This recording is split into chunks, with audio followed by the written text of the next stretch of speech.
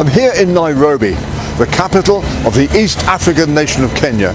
Kenya has become a spiritual battleground over the issues of sexuality, comprehensive sexuality education and abortion, with the West pouring in money into NGOs in Kenya in order to corrupt the people and to change the laws. They're interfering in the internal affairs of Kenya. We're going to find out who they are and who's funding them. So this is Amboseli Road in Nairobi, in posh Lavington, and over there is number 849. That is the headquarters of the Kenya Human Rights Commission. It was headed until recently by the ebullient George Kigoro. He's now left to join the Open Society Foundations, and curiously enough, in 2016, Open Society Foundations gave the Kenya Human Rights Commission $160,000. Now, it started as a real human rights organisation, but in 2011 it went pro-gay, and that is when the money started pouring in. The Ford Foundation gave them $1 million in 2012, and the money hasn't stopped. Recently, the Sigrid Rousing Trust in the UK gave them £405,000, spaced over 3 years. So being pro-gay in the eyes of these foreign funders is a good thing if you want to raise money. And that's what they've been doing. And of course they've been joining in with every action to overturn the anti-sodomy provisions in the Kenya Penal Code. So I'm outside Rosami Court in Moringa Road, inevitably in Nairobi's posh Lavington. These are the headquarters of Uhai Ishri. Uhai is the Swahili for life, and ISHRI stands for the East African Sexual Health and Rights Initiative. Now, this fairly newly formed organisation bills itself as the only indigenous funding apparatus for East Africa. But of course, this claim of theirs to be an indigenous funding operation is, as you might have guessed, economical with the truth. Their turnover is in the millions, but they're raising it from, here we go, Arcus Foundation from Michigan, USA, Astrea Lesbian Foundation for Justice from New York, Bearing Foundation, based in London, they gave them $760,000. The Ford Foundation has given them $1,765,750. Give Out London, founded by a Cambridge graduate, has given them money. They give no details. Waishi give no details. The Tides Foundation from San Francisco in the States. This is a foreign agent operating here in Nairobi, Kenya, advocating pro-sodomy and pro-CSC policies, interfering in the internal affairs of a sovereign nation. So these are, or were, the premises of PEMA, People Marginalised and Aggrieved, it stands for. Now, they are marginalised, or so they say, because they want to commit acts of depravity which are forbidden by Kenyan law, and so they are aggrieved.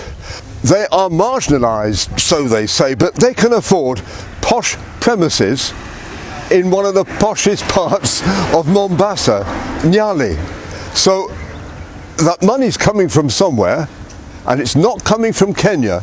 They are supported very well indeed by the Arcus Foundation in the United States of America. Now, Arcus tell us what they're doing. They're engaged in strategic litigation. In other words, they're trying to change the law to decriminalise acts of sodomy in Kenya. The other thing that they are doing is they insinuate themselves into government-run committees on HIV, meetings with pastors and imams, and they keep quiet about homosexuality, maybe for the first 2 or 3 meetings, and then they start to come out and they start to browbeat the pastors and the imams into accepting their way of life. So all of a sudden they have what they call allies amongst the pastors and the imams, who then start advocating for them. It's an insidious process, and it's all being done with money from the West. In other words, this PEMA is nothing more than a foreign agent. So this is the big one. This is a National Gay and Lesbian Human Rights Commission in Arboretum Drive, just off State House Road here in Nairobi. Don't worry, it's not a commission in any sense of the word. It's just a bunch of homosexual activists supported by money from the West.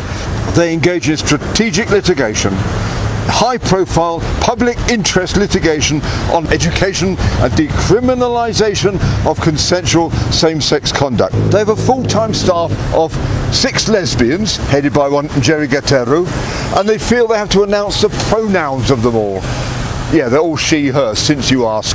Then they have an advisory council of another 6 people. One of them, Dr. Brian Bichanga, is busy lobbying professional bodies. So they have their feelers out into everything. They're also lobbying members of Parliament on equality. Who are they funded by? American Jewish World Service, the Arcus Foundation, the Astria Lesbian Foundation for Justice in New York, the Canadian High Commission, would you believe, the Church World Service from New York, COC Netherlands, which claims to be the oldest existing LGBT organisation in the world. They're funded by the Council for Global Equality in Washington, Diaconia in Sweden, the Equal Rights Trust in London, Frontline AIDS in Brighton, the Danish Family Planning Association, Give Out in London. They're funded by the Heinrich Böll Foundation in Germany, Global Action for Trans Equality, so they have their fingers in trans promotion as well, the Human Rights Watch from New York, Human Dignity Trust in London, International Trans Fund in Canada, Iranti.org in South Africa, the Kios Foundation in Finland, who gave them €172,000 from 2023 to 26, Open Society Foundations in Washington, Outright International, the Tides Foundation from San Francisco, USA, the Sigrid Rousing Trust from London, inevitably, and the Wellspring Philanthropic Fund. Oh yes, I forgot, Uhai Ishri. It is happening all over Africa. There is not one pro-sodomy NGO anywhere in Africa, Asia or the Caribbean which is not supported completely solely by money from the West. So here in the UK we're going to find just one of the Western foundations pouring money into promoting wickedness across the developing world. And here it is. This is the headquarters of the Secret Rousing Trust in London's Holland Park, number 12 Penzance Place. Inauspicious building. You wouldn't even know that it was the Secret Rousing Trust from the information on the door. They ploughed something like almost £6 million into those pro-sodomy NGOs in Kenya alone over the past 10 or 11 years. We're talking about groups like the Kenya Human Rights Commission, £640,000 since 2019. The Kelin, £580,000 since 2021 alone. National Committee Human Rights Defenders have received £1,395,000 since 2019 alone. Inanda, Mombasa-based pro-sodomy group, £375,000 since 2018. Uhai Ishri, the funding group, have received £2 million sterling since 2013.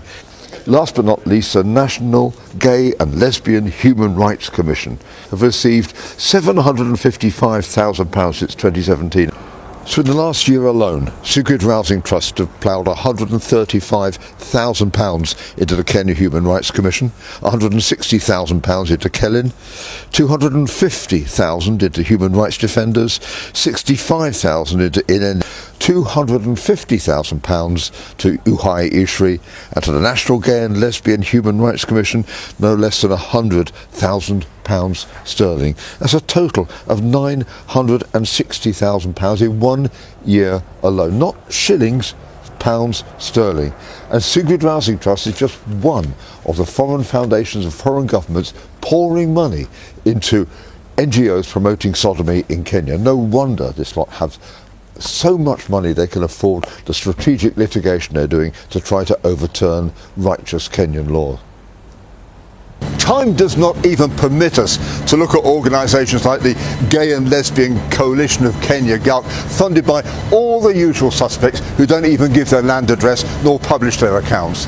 Doesn't allow us to expose INEND, the Initiative to End Discrimination, which has given money to motorcycle riders, the border as they call them here, to wear their t-shirts. Money has changed hands, and it's Western money because INEND again is funded by the Secret Rousing Trust, as we know that they've made them wear their t-shirts because of the picture published on the Secret Rousing Trust website.